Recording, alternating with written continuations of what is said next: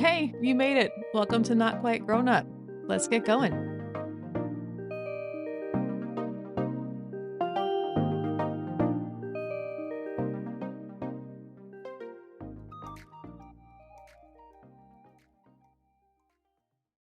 Hey friends, we're so glad that you're here. Welcome to How to Be a Grown Up, the how-to show for moms who need a media cleanse, like me. I'm Caitlin, and Ariella's here today. Hi! Yeah, so Ariella Monti, author of Roots in Ink and the new novel Bound by Ink, which I still haven't read yet, but I'm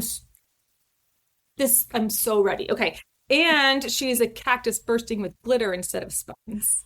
Oh, I have plenty of spines though. I mean, you can have both if you want. Yeah. I feel like that's more appropriate, you to have both. Yes. Yeah, that's true. Absolutely. That's true. Today, well, hold on, let me back up. We have been talking about civic engagement lately, like meaningful ways to get involved and doing so in a way that honors your time and setting boundaries about how you engage so that you can maintain your bandwidth, because this is a marathon, not a sprint. But here's something we have yet to touch on. You can't act wisely if you have bad information, right? So that said, today we're talking about media literacy. But before we do that, I just want to make sure that you're following both Ariella and I on Threads. Are you doing that? At CK and GK Podcast. And Ariella, tell everybody your handle because I'll mess it up, even though I know what it is. Ariella_Monti. Yes. And that's there it. we go. Really easy one. Just find her there. So let's get to it. Pick it off for me. All right. So aside from writing spicy romance fantasy books, before that, I was a journalist. And before that, I have got a degree in media studies. So media literacy is very important. I put a whole bunch of sources in the notes, including some of my favorite media literacy creators that are on TikTok, and they have Patreons and all that kind of fun stuff. They are actual professors and PhDs who work in this field, and I have learned a ton from them post the college years. Sure. Which was a very long time ago. So all that to say, you are qualified to speak on this topic. I feel like I'm qualified to speak on this topic. Fair. Yes. Okay. And I don't say that lightly. No. But this is a serious topic. I think no, you're qualified to speak on it, and you're also recommending other sources. There's a list of them in the show notes, but things like, PBS, JSTOR, which is a research database. And then those creators, you have Dr. Gabriel Cruz, Abby Richards, and Professor Casey Feisler I think it's Feisler. Feisler, yeah. I think so too. They're all listed in the show notes. You can go check out their resources. All of those are there. And then, of course, there'll be more information for the blog post for this episode. So we're going to talk about media literacy basics today. This is not going to be like my introduction to communication theory class that I took my sophomore year of college. This is going to be very basic. I am also not nearly as entertaining as my leather-clad professor was that year. Nice. Leather-clad professor? I'm kind of here for it. Which was not common back in 2002. Here for it. Instead, you have me in sweatpants and a tank top. It's all good. I mean, hey, this, if nothing else, leather-clad professor sounds like something that you could use in one of your novels moving forward. Yes, I mean, now I have to. Yep. Yeah. You're welcome. I've got to write it down. That's poor man's trademark right here on that. Got it. Okay. So media literacy is an extremely large umbrella that encompasses the content that we consume through social media, the news, but also movies, TV, and books. And much of media literacy is developing the critical skills that they tried to teach us in all those humanities classes that we took, like English and art and stuff history like that I used to teach, where like critical thinking is important. Yes. Right. Like, oh my God, this stuff is applicable to real life. Like, look at that. There's context around the information that we're learning. No way. Shocker. Yeah, gotcha. Okay. So a simplified version of the definition of media literacy from the National Association for Media Literacy Education is the skills necessary to both comprehend the message we receive and how to use those same tools to distribute our own message. And so the goal is to be able to ask questions and make sound judgments rooted in facts and evidence. A skill that needs developing in the present. Got it. Okay. Yes, very much so. Because this is such a huge topic, I am just going to focus on social media and online content. All of this information is applicable to teens and children as well. It's very basic stuff that can be taught to them very easily. I actually pulled some of this from curriculum that's posted on the PBS website is made specifically for teens. Perfect. So it was already broken down kind of into very like manageable, easy to understand pieces. Love it. And since there's a lot of overlap, these fundamental skills can be applied to almost anything, almost everything, including this episode. Ah, nice. Yeah. We've told people we're fact adjacent. Am I going to get in trouble? No, you know what? This is it's what we're going to talk about sources later, but we always put the sources in we like show people where we're getting that information so that they can go and check it themselves. And that is like at the end of the day is something that like that's what we want them to do. Sure. Like and be able to do. There's that. I mean, it's twofold, right? Like I want people to know where I'm getting my information from, but I also don't want to be told that I'm not providing credit where credit is due. Right. Oh yeah. So the intellectual property part of my family would be very upset if I did not do those things. But I do think it's important to put those there because I do want people to say like this resource I would not recommend using anymore or whatever it is. Like I want to be told that when that happens. So absolutely, yes. Absolutely. So to get started, when we talk about misinformation and disinformation is to understand that those words are not synonyms. They are often used interchangeably, but misinformation and disinformation are two totally different things in the media literacy. Got it. So misinformation is false information that spreads regardless of intent. So it can be malicious, but it's not always. So this might be like accidentally sharing a news article from 2015, but because you thought it was new. Or the time a bunch of years ago when I almost retweeted an article from The Onion because I was too tired to notice the source or grasp that it was very obviously satire. Honestly, though, with The Onion, sometimes they're just playing with fire. Like, it's so close to feeling true. So, I mean, right. At first glance, I can honestly say I don't blame you for... Exactly. Yeah.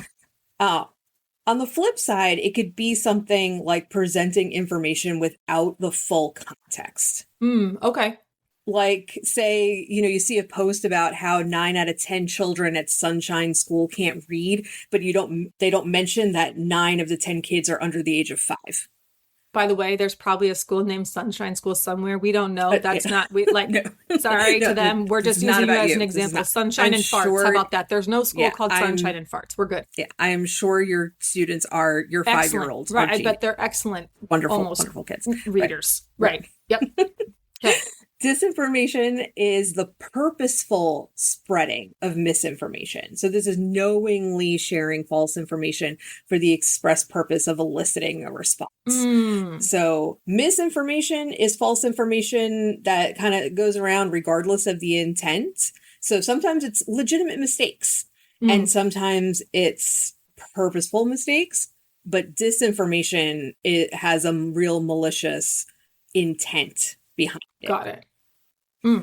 Okay. I'm just forming judgmental thoughts in my head right now, so I'm going to ask that you please proceed with the information giving of this part of the podcast. Okay. So common disinformation techniques, because like I said, disinformation is intentional. So there are guidelines and techniques to do this. Great. Lovely. Right. A playbook, if you will, for how to do this. Right. Excellent. Yeah. So this is what you are going to typically see on social, some of the stuff that you're going to typically see on social media, on some platforms more than others. Using an existing video or image and claiming that it came from somewhere else. So an example, a user shares a photo of a car on fire, claiming a protest in California turned into a riot, but the photo is actually from several years ago and it was taken in France. Ooh. You know what? Right. What I'm starting to see, this is probably like something we'll get to, but I'm starting to see community notes being added to things like that, or people Yes. commenting like, hey, this picture is actually from here. If you do a quick Google search, you'll see where it came from. That's interesting. Right. Yeah. Okay. Yeah. So I like applied or to be part of the Meta's. I have feelings about Meta, but more they made the judgmental, more mistake- judgment coming, but you're like, yeah, I got it. Yeah. Like, I'm with you. They made the mistake of giving me access to the community notes so that I can leave community notes. And honestly, lack of bandwidth is the only reason why I don't do it more than I should. I get it.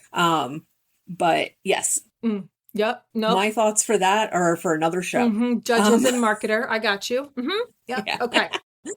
Another technique is staging the actions or events or manipulating the images of those same actions or events. So a photo of a rally is cropped to make it look like thousands of people were there, but the full image only shows like a few hundred.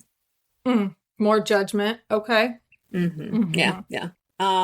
And this is what we're seeing a lot more of is AI or Photoshop created or altered images. So images that don't even exist that are, being spread as though they are real. So a post claiming that your town mayor threw puppies into the river, and there's a generated image of your mayor throwing a box of puppies into the river. Like, it's not funny, but I'm cracking up.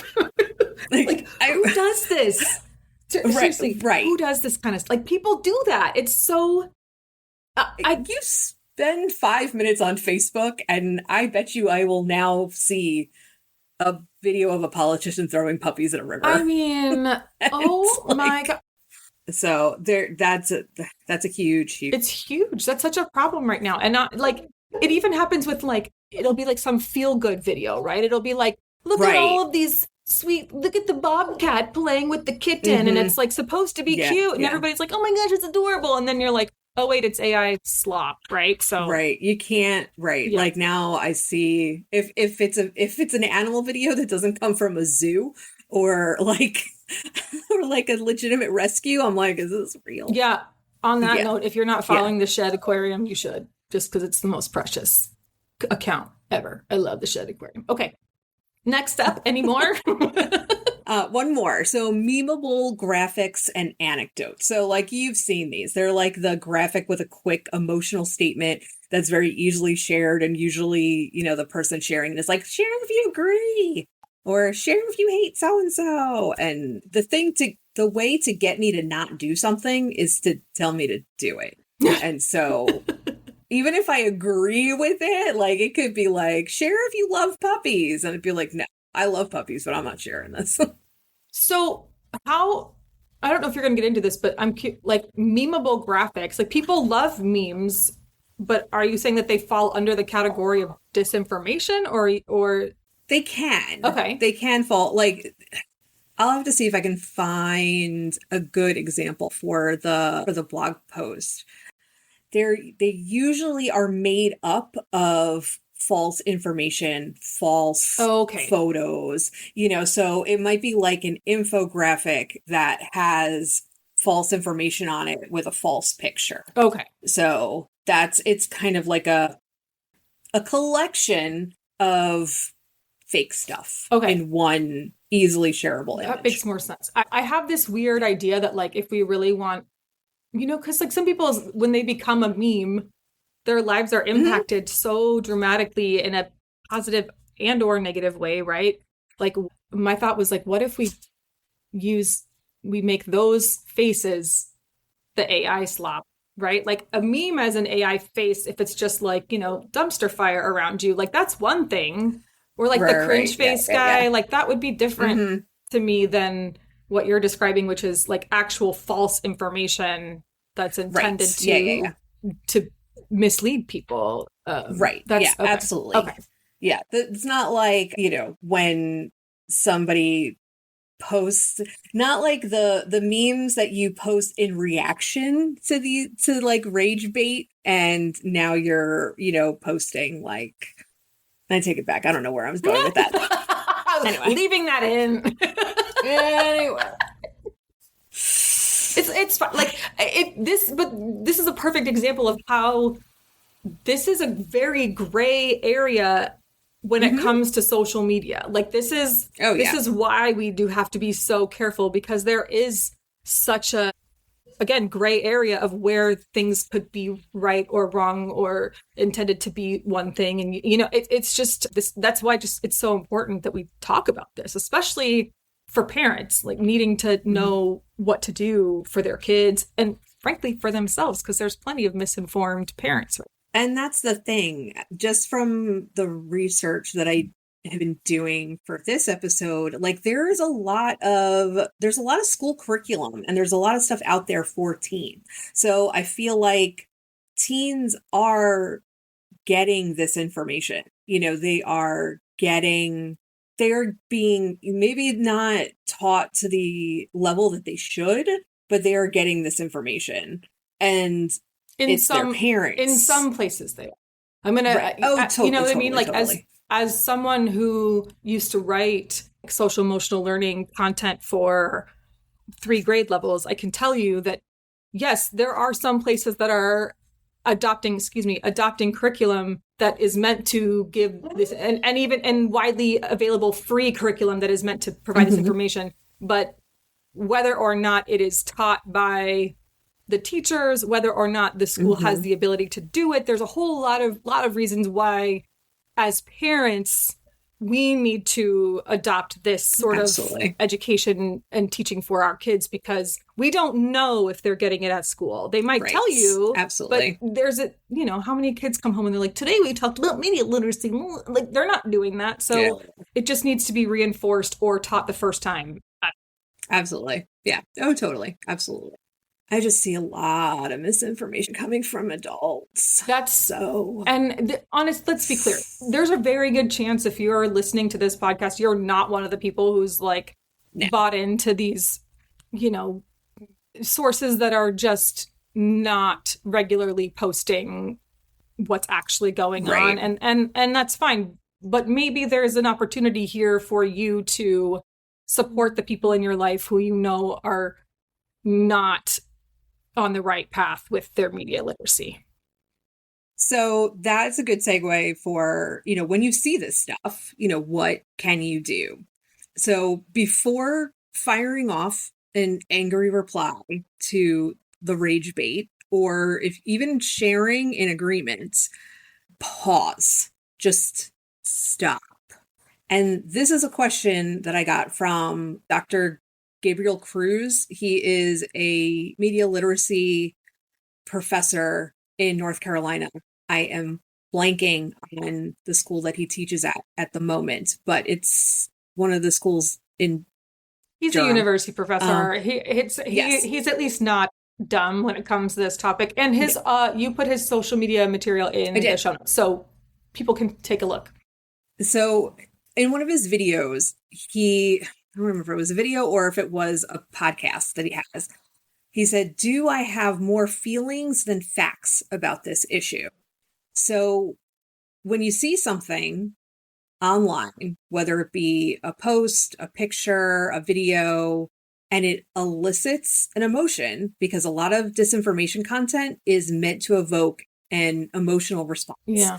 It's rage bait. It's meant to make you angry or get you fired up in some way. It's also to get people arguing, even if they generally agree with each other. Ask yourself, do I have more feelings than facts about this content? And if you have more feelings than facts, look for the facts before you start firing off information, before you start firing off a reply or sharing it with people. So how do we do that? The first thing is, does the information include a source?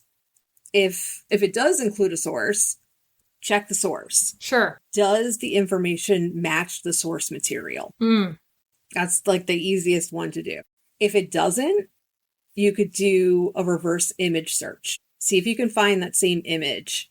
And does a source for the image exist? Does the information match the original source? Are there other visuals from that event? So if you're talking about a protest, a riot, a natural disaster, very often there's going to be multiple sources of images from this event.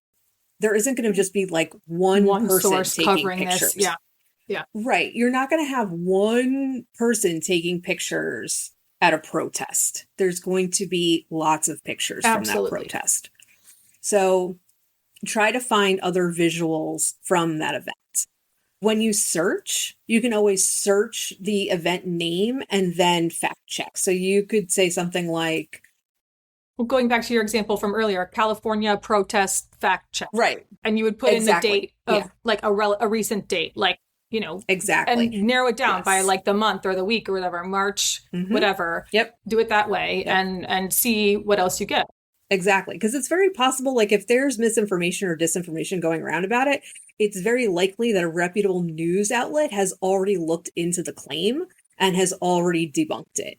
You might see words like couldn't independently verify. So like I listen to a lot of NPR, and especially when they're covering stuff that happens in Gaza or Ukraine, they might say, NPR could not independently verify this information, which means they had enough information to go to press with it, but they were not, those reporters reporting it, were not able to source that information for themselves. Yes. Right. Okay. Right. I see what you're saying. When you hear something like that, be prepared to get updated information. And so you don't spread misinformation because new information came out. Look for inconsistencies when you have, especially when you have an image. AI images are getting better, but they're still not great with things like patterns, logical placements of things, and background details. I'm in a writing Discord, and we have a channel specifically for, I think we call it AI nonsense. So this way nobody ends up getting scammed. And like we will zoom in on these pictures, and you can, even the ones that look really, really good, if you look in the background or if you look for inconsistencies, you do tend to find them. Hands. If there's people in it, look at their hands. It's like, that's a big tell for me. It's not always a tell, but if the hand is like in the background, it's going to have something weird about it, like 6 fingers, or like there'll be 2 hands. Like it'll be a weird, not 2 hands, like everybody who has 2 hands understands what I'm talking about. But what I mean, like there'll be 2 on one arm. Like it'll be a weird, it'll be a weird thing. Like there'll be some sort of limb in a strange place. Yes. And the other one you can look at is when they're super smooth, when the entire video quality is like you've been airbrushed on Zoom, which is like my favorite thing to do. Let's be very clear about that. I airbrush the heck out of myself and everything. Turn that way up if you haven't already. But that is but if everyone looks like that and it's some video out on the street, that's not, come on now, that's not real. Yeah. Puppies aren't normally that fuzzy and glowy in real life. Like, come on. Yeah. You see lots of stuff in videos, like things disappearing. So like if a dog is jumping because it's excited, but then it disappears or never like touches the ground or something like that. For me, videos are harder to spot. I've gotten a lot better with images since we started sharing them. Yeah, there's a creator on Threads called, I think her name is Kelsey Combe with an E at the end. And I'll find her and I'll put the link in the blog post. But she has a whole thread on like knowing if a picture is true or AI. Right. And I think she's a photographer. Maybe that's where that came from. So yeah, something to think about. I'll find that. But it was a good thread. I think it was like 9 different bits of information and stuff like that. Yeah. And it's really good for, spotting things that on first glance, like, look real. But then when you zoom in, it's not. But speaking of AI, when you're searching, this comes to sourcing.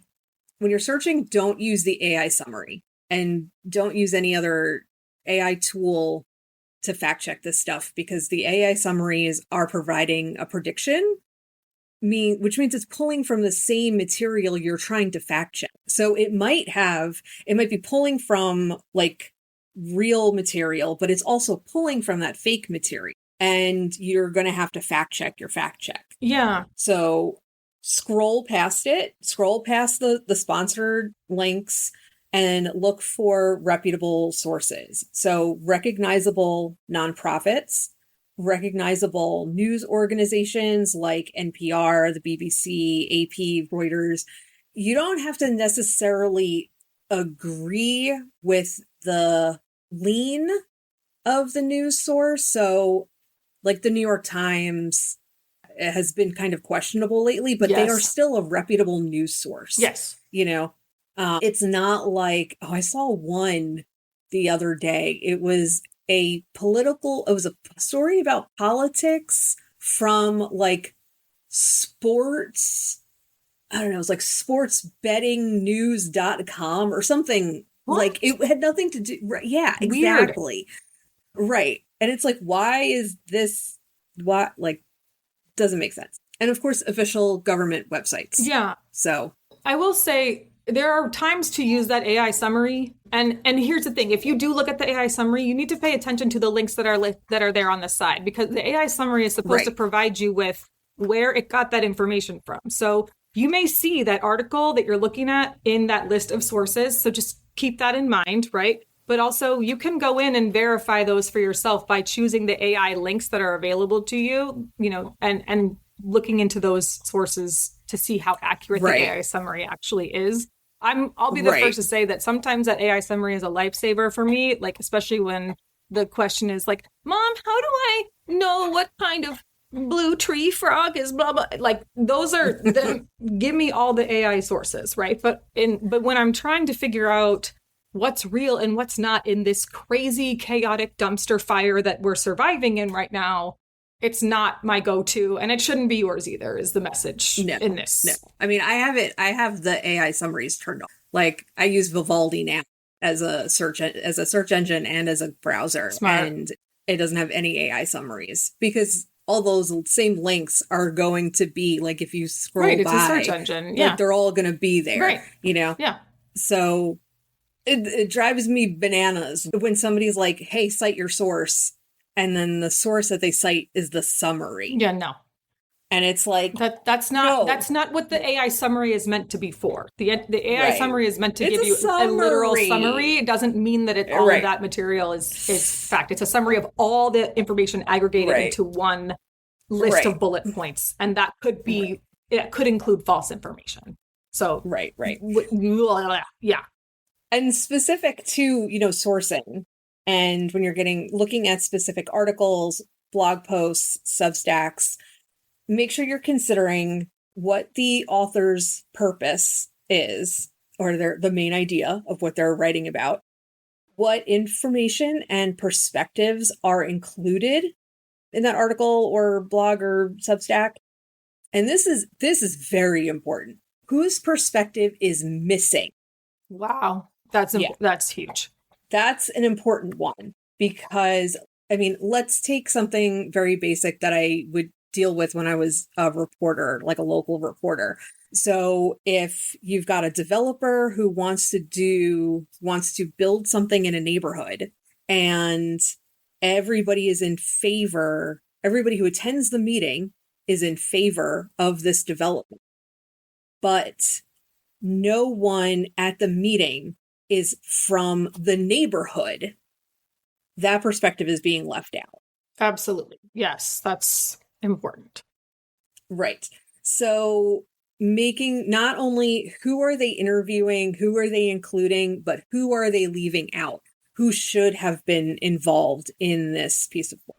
Is the content fact, opinion, or something else. Sometimes it's a mix. And someone who's reputable in the field will actually tell you whether or not it's fact or opinion. They'll say, like, this is my opinion based on the facts, right? And those two things should be clear and probably distinct sections of whatever it is that they're writing.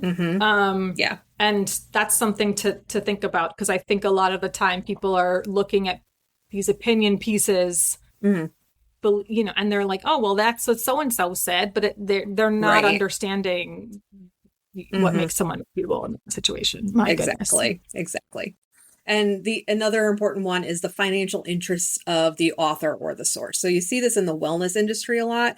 People who are like, oh, don't get your kids vaccinated. But then they are selling like $80 bottles of vitamins that have not been regulated by the FDA and probably just contain dust from their basement.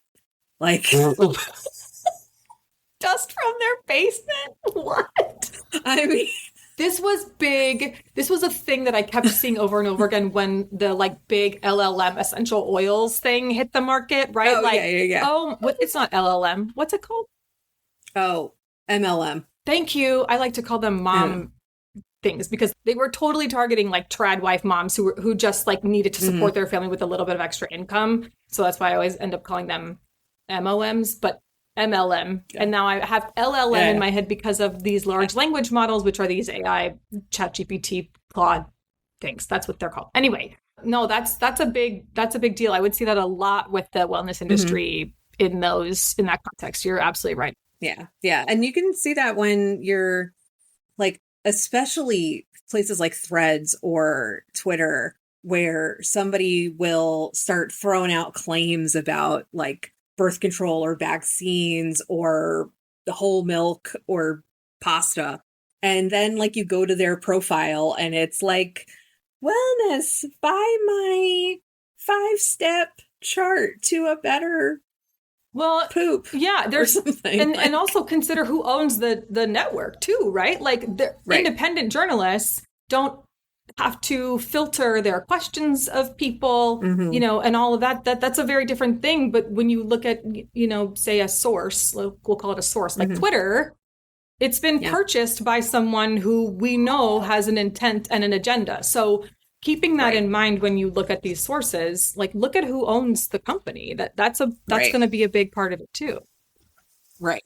Exactly. So circling back, how does this all relate to civic engagement? How does this all relate to being active in, you know, your community, either on a small micro level or on a much larger level? If you're going to be mad about something, you should be mad about it for the correct reasons. And when I say correct, I mean the factual reason. You know, like it is a lot of fun to send a sternly worded email to your reps in which you include the factual information to dispute the stuff that they said on the news the day before. Jasmine Crockett is my hero because she does that all the time. That girl comes with sources. She is like, let me tell you about this, and this, and here's why my opinion is XYZ because of that. It's amazing.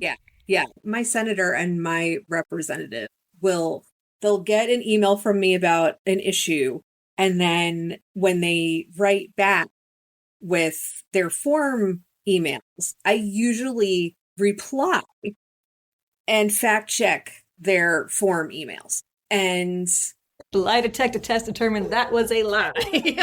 Right. And honestly, it is very cathartic to do that, which is why I tend not to call my reps. I email them because then I can cite my sources. Yeah, you can take your time to, I usually call because I want someone to listen to what I have to say because I'm usually rambling and angry, but your method is better. Yeah. It's one. It's the petty method. But I love a nice petty moment. So let's. Yes, exactly. Just call me Peppermint Petty. I'm all here for it. Doing all of this, it makes disinformation less powerful. It basically cuts it off at the knees because the thing with that gives disinformation power is it being spread. And if it's not being spread, then it might just continue to stay in its little bubble, and like, right, like there's not really anything that you can do if it stays in the bubble, but it doesn't need to go outside the bubble, which is sometimes what we see on social media, where a random, rage baiter will say something to their audience of literally like 10 people, but somebody on the other side saw it, shared it like it was important, and then it gets blown up. There's no reason for that rage bait to get blown up the way that it does. Like, just block and move on. And along with all of this, it forces people to kind of back up their claims. If you are asking people to cite their sources, you are showing them that you are not going to tolerate just the word vomit that people are throwing out there without any sort of backup. And it teaches you to cite your sources, which, when we are sharing information, and this information it's not something it's not a source that needs to be protected, in that, the people filming protests and stuff, obviously we don't want their names and stuff out there. We don't have to source the names. But if that video was in an NPR article, like, you can share the NPR article. When somebody says this happened, like, share the news source that you got it from. Yeah. Just make it a habit to kind of always have that information, because if you are putting a claim out there, the burden of proof is on you. Agree. To back that up. Right. Yeah.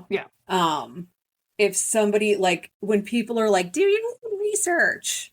Like, no, you're going to make this claim, then do your own research, but do it from reputable sources. Like, understand where, like, that's the whole point, is do your own research, but that doesn't mean from, Bobby Sue, Linda, Frank, who makes up her own information about pasta water and how it's effective for, bug bites. Like, you cannot just make things up and say, I cited this source.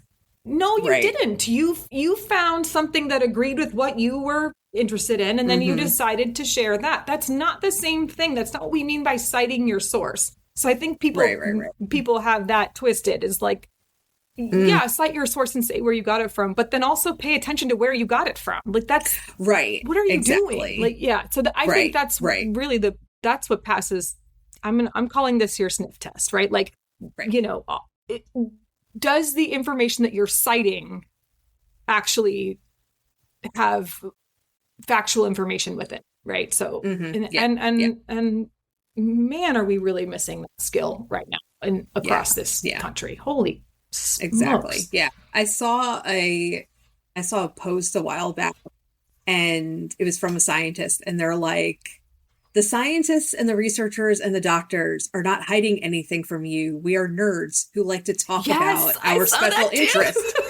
And it's like, right. Like, trust me, if somebody is interested in a thing, like, they probably have sources for it. They probably, I mean, maybe not like off the top of my head, because as an ADHD person, like, my recall can be really, really bad. So I'm very much I saw this thing the other day, but then I will go and look for it. Right. But I'm also very selective. I'm like, I saw this one line in this one piece of information, and I know the source was good, but the one line is the only thing I can remember, and that's what I'm going to tell you. That's exactly. And like, we can be human about this. There are going to be, especially if you're neurodivergent, And, we do have, poor Yeah. recall, Yeah. and we will see a thing and maybe we forget to save it or we share it. And then I will spend literally 15 minutes Trying to find it. scrolling Yeah. through threads, trying to find it. Yeah. Annoying.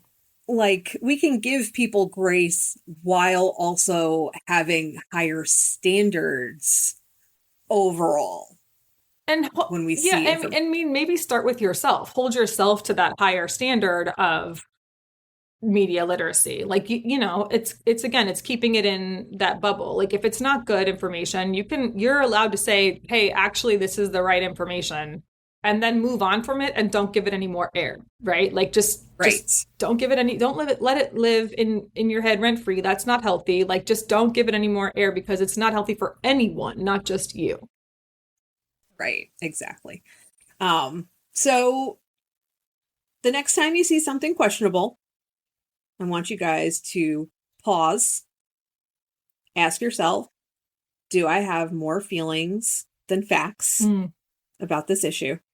And your homework is to bookmark 3 reputable news sources that kind of pass sniff test with words. That pass the sniff test with reputable information. Right. So where you can find facts, like actual facts. Like, that would be the sniff test. Is this a fact? I mean, I think, you might get that question of like, what is a fact? I think that's something that people are really struggling with right now is what is a fact?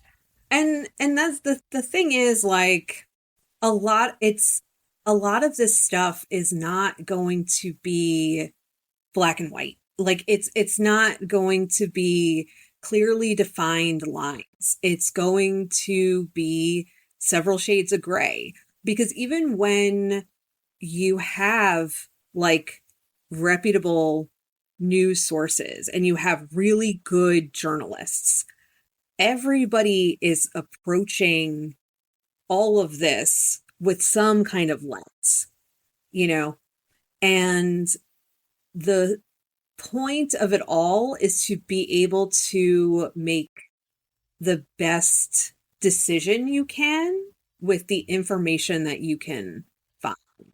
And it's never going to be perfect. And you also have to be willing to say that you were wrong. Like, the information that you got was incorrect, or the information that you got was outdated. And that can be hard. Yeah. For a lot of people. I think that there is a very real trying to spare their own embarrassment about being wrong about something. I think that's a big issue with highly misinformed and disinformed people, is they don't want to admit that they were wrong. But it is okay to learn something new and then change your mind about things. That's how you grow. We've talked about that on this show quite a bit with parenting things, right? Like, yes, I used to let you play Minecraft for this many hours a day, but now I've learned something new and I've learned that that's not healthy for you, so I'm going to limit your time. It is okay to do those things as a parent, so it needs to be okay for you to do those things for yourself, and then model that growth for the people who are watching you and learning behaviors from you, right? And that doesn't just mean kids. It oftentimes does, but it also means the other adults in your life. Like, you model the behavior you wish to see. That means using reputable resources, understanding that people are not making up videos of protests. Like, there's just things that are that are not happening, and that you need to be okay admitting, like, okay, I was completely misinformed about this. Right. I need to do better and learn something new. Definitely. And I think that's why, kind of going back to that, like, do I have more feelings than facts about a thing? Because especially as an ADHD person, I feel emotions very strongly, and I can be really impulsive on acting on those emotions. And I have in the past responded to things where, especially on threads where you might not see the original conversation, like the root of the conversation, you just saw the responses to the conversation. And sometimes you don't even know that you're responding to a response. And I have reacted to the response without all of the facts and have been very, very wrong. Yeah. And have admitted when I'm very, very wrong. But that strategy has given me a speed bump so that I do my due diligence.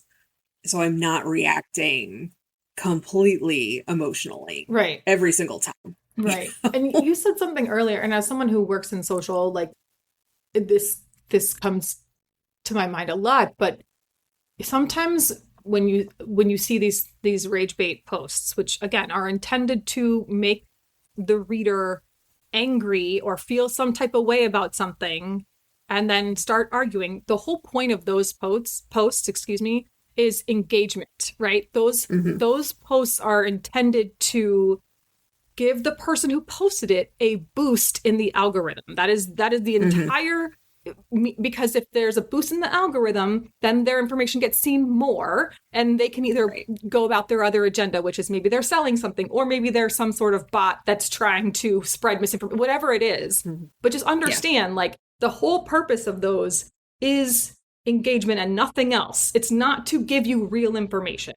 It could, but that's not the point of it. So just keeping that in mind, if you see some sort of viral post that's about something fact-based, that's really where you need to sniff it out, right? I mean, we're not saying a viral post about a puppy like is not something that you should like, right? That's not the point here. The point is when it's something that is people are arguing about over, or is something that could be considered controversial, this is where you sniff and you decide, like, okay, is there a source? You go through her checklist, you pause, you ask yourself, do I have more feelings than facts? If there are facts, where did those facts come from? If there aren't facts, move on. Don't give it your attention. Don't give it the algorithm boost. Block that person and keep on going. You don't need to pay attention to it.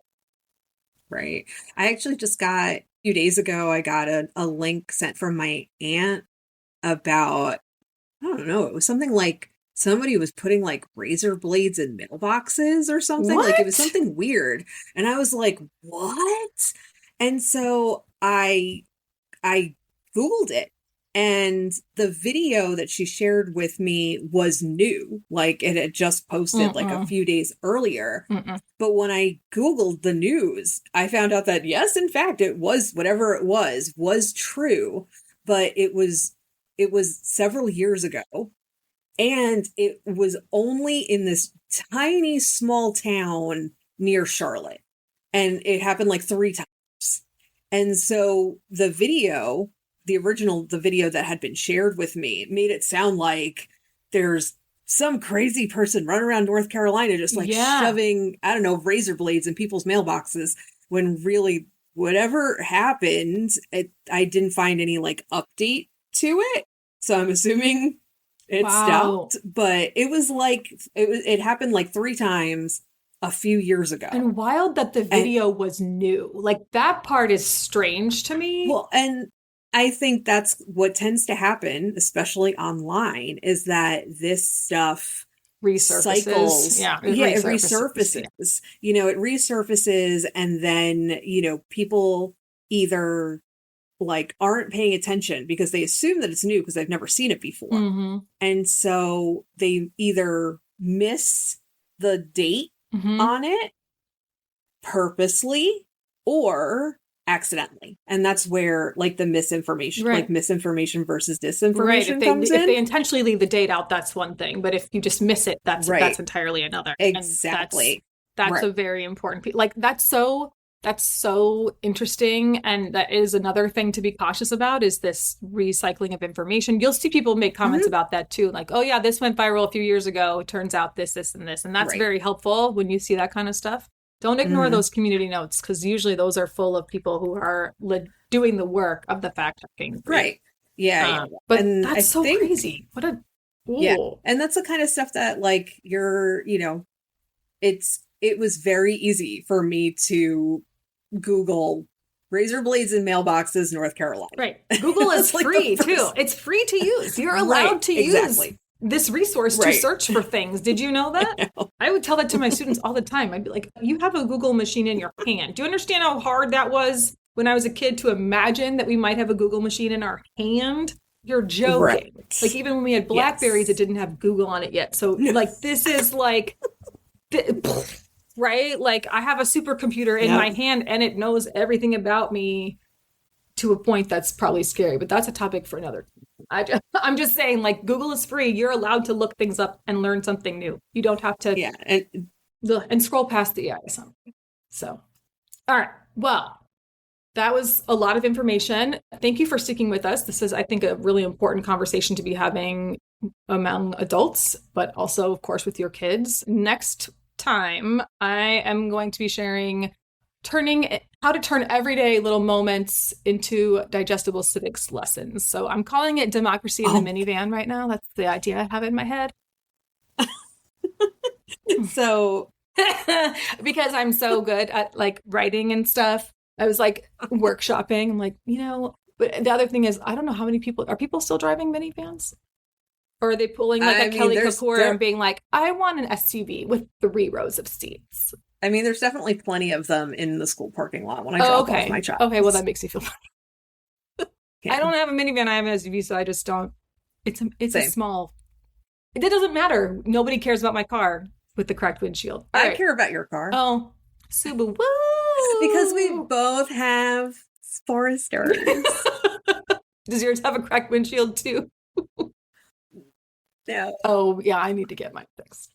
It's been cracked for a minute. And by a minute, I mean several years. Guys, subscribe now to this podcast because this is how you get the best content, clearly. Right. Full of all the good stuff. Maybe next time I'm here, I will tell you guys how I taught my child about hedge funds closing stores like Toys R Us. Oh. Is that something you want to hear about? Send us a text. There's a link in the show notes. Just let us know. Otherwise, tune in next time. Like, go ahead. I'm sorry. Right. Or you can follow me on Threads and are you going to do a scroll series? through my feed. No, it was just I posted it the other day, and it was actually one of my like because of course if I post anything about my books, like it doesn't go anywhere. But I make a random comment about how I told my child about Toys R Us, and he was like, I don't know what that is. And I was like, because hedge funds bankrupted it and then closed it. And it was some of my best content. Yeah. I made engaging content. Yeah. I made a post once about Tootsie Rolls. I remember that. It had like 12,000 likes on it. I'm like, Tootsie Rolls. Y'all, can we really? Tootsie Rolls?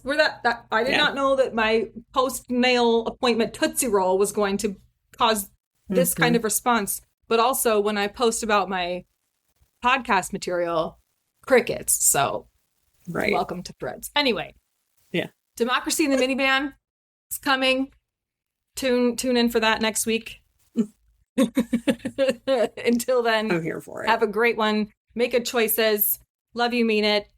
Bye. Bye. Hey, thanks for listening to Not Quite Grown Up. Head over to notquitegrownup.com to stay up to date with the show and join the community. Or you can follow me on Threads and Instagram at not_quite_grownup. And don't forget to rate, review, and subscribe for more Not Quite Grown Up stories. Love you. Mean it.